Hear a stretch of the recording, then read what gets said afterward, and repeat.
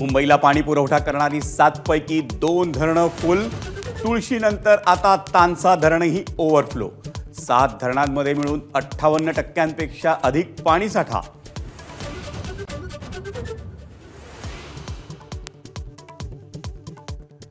भाजप आणि राष्ट्रवादीच्या नेत्यांमधील वादावर फडणवीस आणि अजित पवारांची बैठक। अधिवेशनादरम्यानही दिसून आला होता समन्वयाचा अभाव।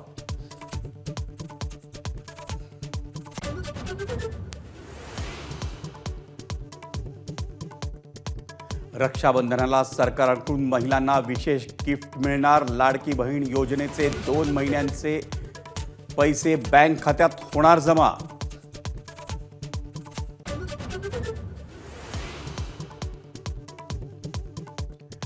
अटल सागरी सेतूवरून उडी मारून 38 वर्षांच्या व्यक्तीची आत्महत्या। न्हावाशेवा पोलीस ठाण्यात गुन्हा दाखल।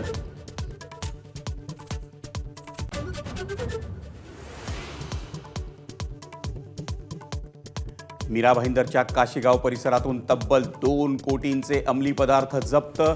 विदेशी महिलेसह एका भारतीय नागरिकालाही अटक।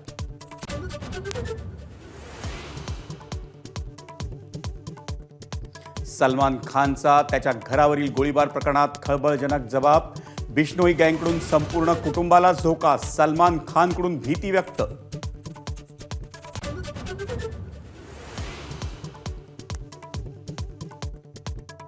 मुंबईच्या रस्त्यांवर खड्ड्यांचं साम्राज्य। मुंबई महापालिकेकडून 13 अभियंत्यांना कारणे दाखवा नोटीस।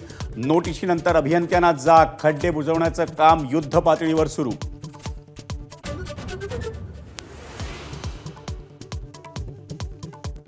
रस्त्यांपेक्षा गटारांची उंची जास्त। एबीपी माझानं केली कल्याण महापालिकेची पोल खोल।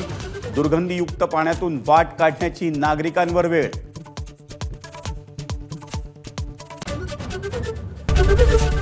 एबीपी माझा, उघडा डोळे बघा नीट।